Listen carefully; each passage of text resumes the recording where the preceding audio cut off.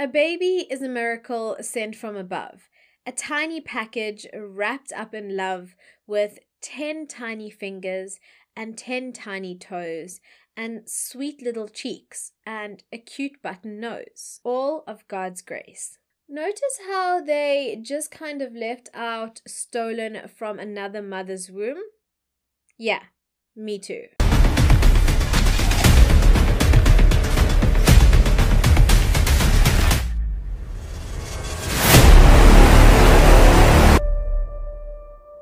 Hello, my loves, and welcome to episode 21 of Makeup and Mayhem True Crime with me, your host, Bella Monsoon.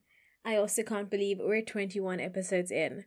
What? Also, did you guys miss me last week? I was away for my birthday, but I couldn't leave you in the lurch for another week, and so here we are. Today's episode is one that is stranger than fiction, but I assure you that unfortunately it is 100% true and absolutely horrifying. The occurrence of this type of crime is also incredibly rare, with only a few hundred reported cases worldwide since the 80s. Today, I'm looking at the case of Loretta Cook, the fetal abductor.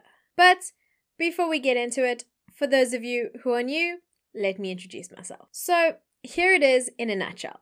I'm a mental health professional who just so happens to be obsessed with makeup, true crime, and uncovering the motives that drive people to do what they do. So what this means is that every single week, I post a brand new video looking at a real-life crime from a psychological viewpoint. And for my makeup lovers out there, I also happen to complete a full, easy-to-follow makeup tutorial whilst discussing these cases. Oh, and for those of you who are curious, confused, or just interested in the makeup and true crime genre, Google it. There's actually quite interesting psychology behind it. And speaking of psychology, during these episodes, I also try to share psychological knowledge and concepts that you may or may not be aware of in an easy to understand format. So if that all sounds like something that is just your cup of tea, then please consider subscribing to the channel and joining the Bella Boo family. So just a quick disclaimer for today's story. Today's story contains material citing murder. As always, I will issue further warnings if and where relevant as the story unfolds. I will also, at the end of this video, include some mental health resources and channels you can access. I mean, absolutely no disrespect to the victim nor her family. The purpose of this video is to shed further light on this rare and disturbing true crime, whilst spreading awareness about the psychological nature of the narrative. This story has been thoroughly researched by myself and includes real-life accounts, videos, and footage of individuals who were involved directly in the case. Without further ado, on to episode 21. So, I will begin this episode by introducing you to Loretta. Loretta Cook lived in Toekomsrus, which is a low to medium income neighborhood within the Randfontein area in West Rand, Gauteng. She was employed as a data typist and she was relatively well liked by all those who knew her. Loretta, who was 32 years old at the time of the crime, had been dating her boyfriend since the 16th of December 2009. We'll call him Chad. He lived in Potchefstroom, about an hour's drive away. It was during this relationship that she would create a lie that would ultimately and drastically impact and alter the lives of so many. Let me explain. According to everyone around Loretta, her mother, her sister-in-law, her partner, and even her work colleagues, Loretta was pregnant. She had actually been on maternity leave from the 1st of December. However, from clinic records dated the 6th of December 2011, a month before the murder, her urine pregnancy test was negative. And that test would later rule out the possibility that she may have had a delusional or mistaken belief that she was indeed pregnant. But I'm getting ahead of myself. So for months, she lied to everyone, faking a pregnancy in both real life as well as on social media. She had poems on her Facebook timeline written to her unborn baby, as well as pictures of her swollen feet that were caused by her pregnancy. So she had told Chad back in April or May that she was pregnant. And he, along with everyone else, believed her. Because at the end of the day, that's the normal response to pregnancy news. We say, congratulations, not, oh, is it? Can you show me the proof? Which, by the way, she actually had. On the 3rd of September, she had given her employer a doctor's note stating that she was 6 months pregnant. Later forensic analysis would show that she had typed the note herself on her work computer after Googling medical certificate templates. The cheek. So at this point, I'm sure you are thinking to yourself and probably wondering, well, Bella, didn't her partner realize that she wasn't pregnant? Well, in his own words, he had said, "Want Loretta is mooi groot gebou," which basically means in English that she has a lovely, large figure. So to him, nothing felt out of the ordinary. During September, her posts on Facebook contain sentiments such as, "A baby is a miracle sent from above. A tiny package wrapped up in love with 10 tiny fingers and 10 tiny toes and sweet little cheeks and a cute button nose. All of God's grace." Notice how they just kind of left out stolen from another mother's womb? Yeah, me too. Her social media postings continued in that steed where she was just waiting for the arrival of her baby. Her colleagues had even thrown her a baby shower after she had told them that she was expecting a girl.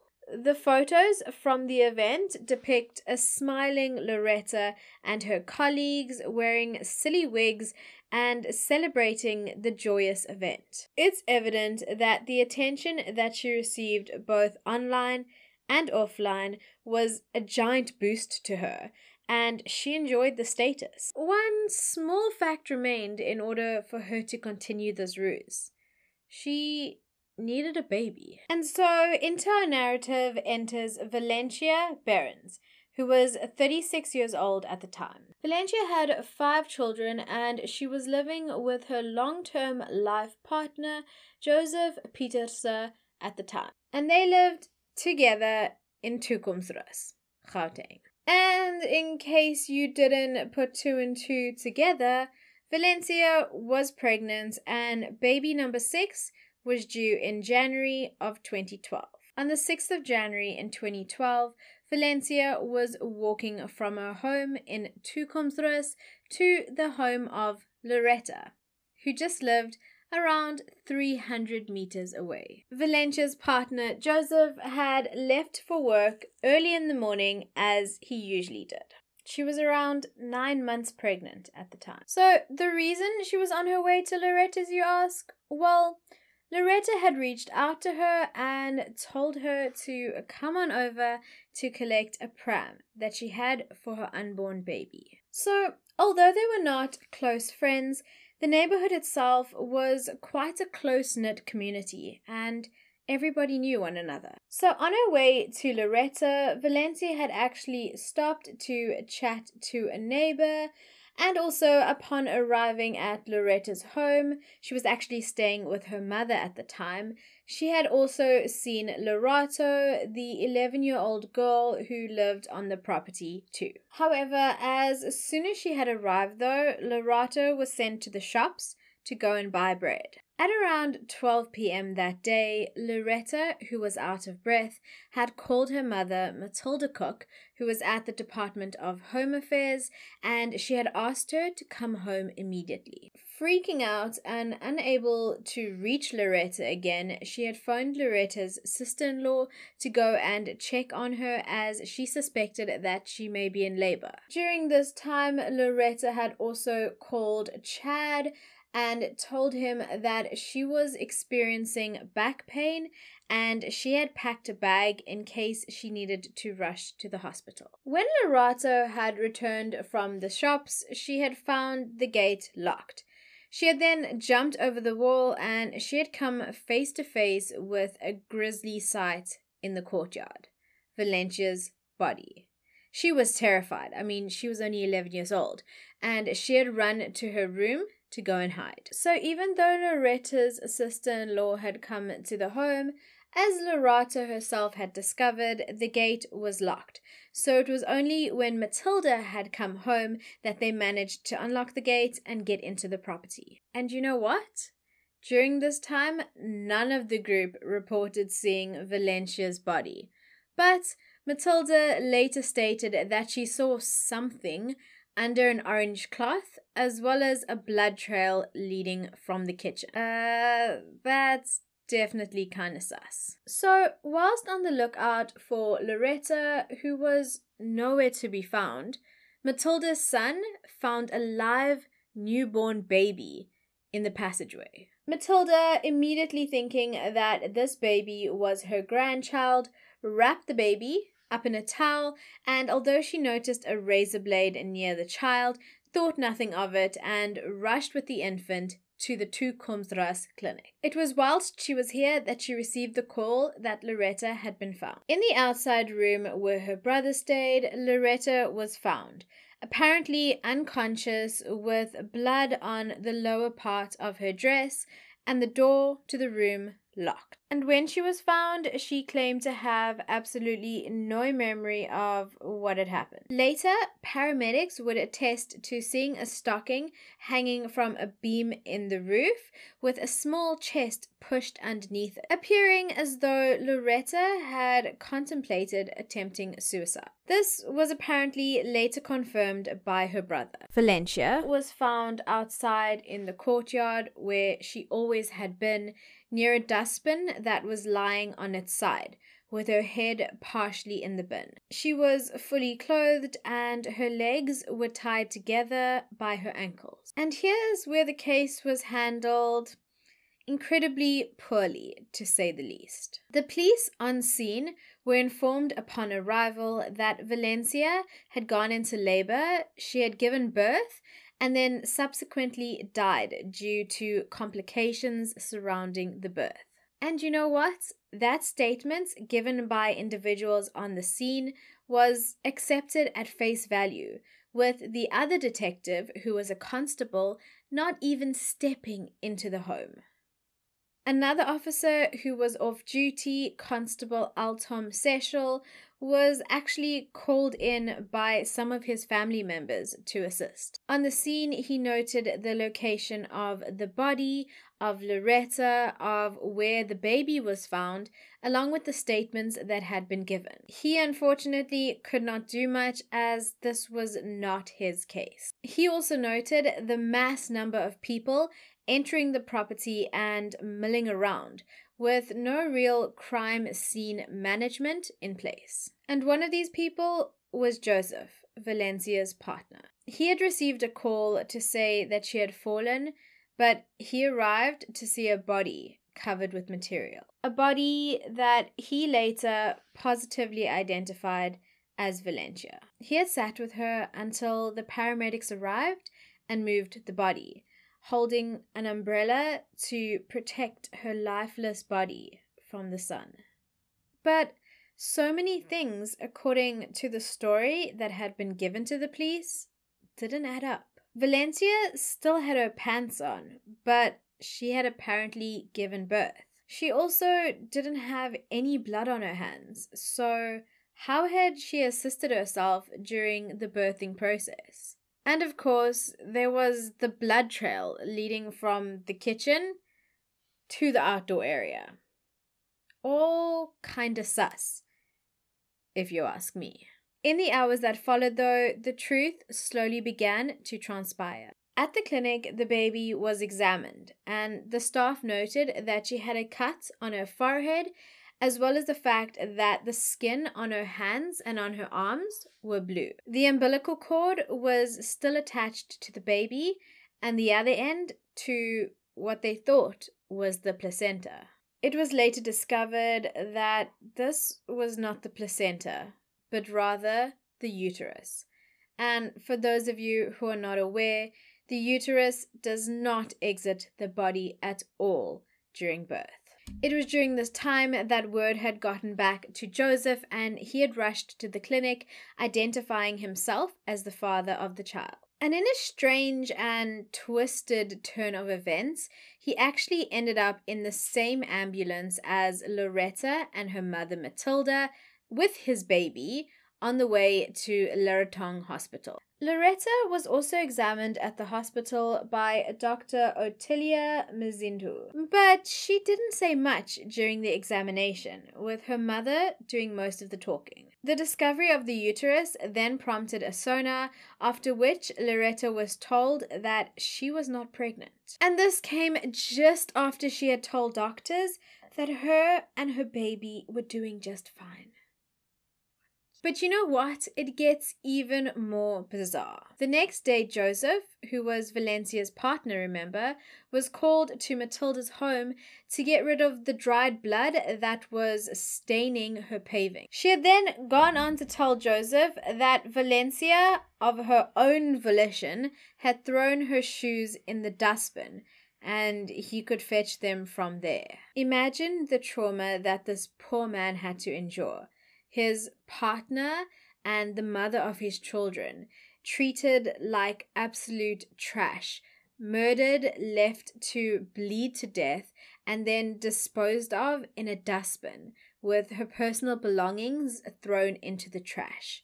Altogether treated like rubbish. The attention and the heat, per se, was not yet on Loretta though. Loretta maintained she was pregnant though, even though multiple sonars and blood tests confirmed there was no pregnancy, no fetus, and that her uterus was empty. She then went on to claim that this is how the events of the 6th of January unfolded. She had told Valencia to come and fetch a pram at her house. She had then apparently given Valencia some juice and they had sat chatting. She had then apparently brought in the municipal dustbin that had been uncollected and was thus attracting flies, so she had brought it into the courtyard, closer to the house.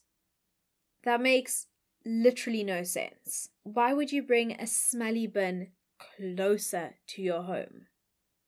Later came to light, though, that according to the refuse workers in the area, the bin had been so heavy that even with 2 of them helping, the mechanical lifter could not even lift the bin. They had then gone on to leave it by the sidewalk of the house they had found it at, and they didn't look inside of it.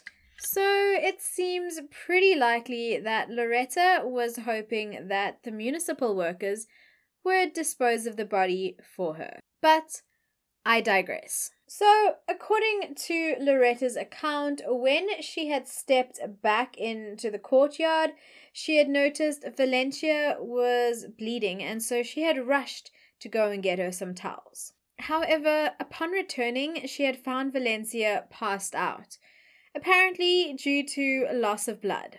And then Loretta had passed out and thus had no recollection of what had happened next. The autopsy of Valencia's body would paint a far different picture though. The autopsy was conducted at the Rudaport Medico-Legal Mortuary on the 9th of January. Now, due to the numerous shortcomings within the South African system, the forensic pathologists who examine the bodies often have little to no information of the incidents that occurred prior to death, except what is written on the SAPS 180 form. So essentially, they go in pretty much blind. The implications of the lack of personnel as well as a proper implemented system are multifaceted and unfortunately disastrous, to say the least. Dr. Gerard Labishkachny, a former SAPS head profiler, goes into great detail about this often within his written works.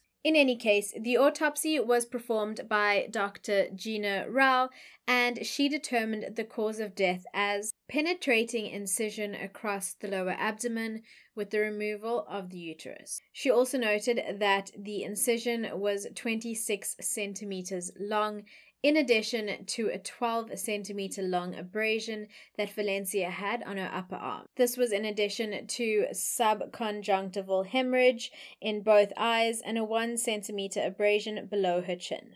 Lastly, she noted that her legs had been tied at the ankles with a brown cloth. She had removed a black garbage bag from inside her abdomen, and her uterus was missing. The very same day, she had alerted Colonel Gert Kruger that this could be a murder and was most definitely not natural childbirth, as was previously documented. And that's what changed everything. The crime scene was then investigated with new eyes, and a docket was even handed off for another detective to peruse. Loretta and Matilda were interviewed, and they were informed about their rights to legal representation. Their stories still really didn't make sense though, and soon after, Loretta procured the services of a lawyer, Peter Redelinghuis. It was soon after made known that Loretta was not and had not been pregnant. So a few days after the murder, on Friday the 13th of January, Loretta was arrested. In a much expected and anticipated next move, Loretta was admitted to Sterkfontein Psychiatric Hospital for evaluation. It was concluded after just over a month that there was no sign of mental illness or intellectual deficit, and that she was fit to stand trial. And after being postponed twice and dragging on for months, the case went to High Court. Although the defense psychologist tried to claim that there was temporary insanity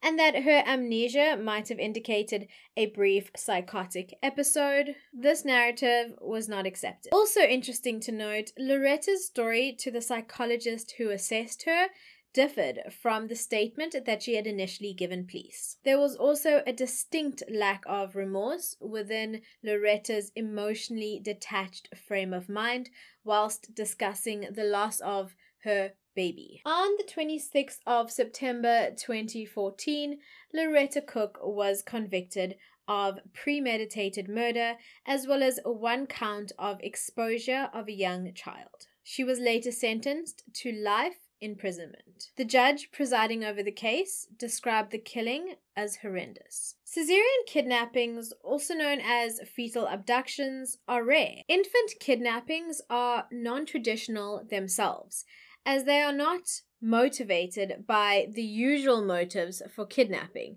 like sexual gratification, profit, ransom, revenge, or psychological issues. Dr. Gerard Labashkachny explained the concept in court whilst giving expert testimony. In short, he explained that these types of offenders usually experience personality-related issues as opposed to psychotic symptoms. The nature of the crimes are premeditated and often motivated by the desire to cement a relationship with the partner. Personality issues are also unfortunately more stable and thus less likely to change over a period of time. This type of crime also involves a long-term commitment to the ruse, as a pregnancy needs to be faked, which could involve using padded clothing, putting on weight, buying baby supplies, and of course, convincing others of their pregnant status. This is different to pseudocysis, which is a false pregnancy during which the body mimics pregnancy symptoms and thus the person truly believes that they are pregnant. Part of the planning of this crime also involves selecting the victim and securing the removal of the infant. Loretta, to this day, denies having committed the offense, and so there's no real explanation to her true motives and reasoning. Did she plan on killing herself after she was unable to dispose of Valencia's body? Or did she set that scene to garner some sympathy when she realized that she was going to get caught? Or lastly, did she find herself unable to continue with the disposal of Valencia after she had so brutally murdered and stolen her baby from her womb? I guess we might never know. So at this point, you may be wondering, well, what happened to the baby? Valencia's baby survived and was named Hope. She grew up with her older sisters, the scar still visible on the side of her head. She is a happy but shy little girl who is looked after by her father and her grandmother, Sina, whom she calls Mum. They still live in Tukumsras. Life is forever changed for the family though, with them constantly on alert, especially within their little community. Her grandmother worries about the day when she will have to explain to Hope where her mother is. Wat ek sal moet vir die een vertel van haar mama, hoe gaan ek vir sê? Help my mense. Hoe gaan ek vir sê wat het gebeur met die ma? And so we've reached the Bella bottom line. Loretta Cook did not act impulsively. She was cold. She was cunning. She was in it for the long game. She treated Valencia like trash, leaving her to bleed to death and abandoning the baby that she had killed her for on the passageway floor. The only consolation is that little Hope survived the ordeal, albeit now she lives a life motherless, and one day she will ultimately understand and know the truth of how she was brought into this world. Until next time, my loves, thank you for the support. Thank you for sticking in with me even through the episodes that are difficult to listen to. I appreciate it. I think it's really important for victims to have a chance for their story to be told and for you to understand a little bit more about what goes on behind the minds of the people who do the most horrendous things. Please stay safe, stay blessed, and stay the absolutely amazing human beings that I know you all are. Bye!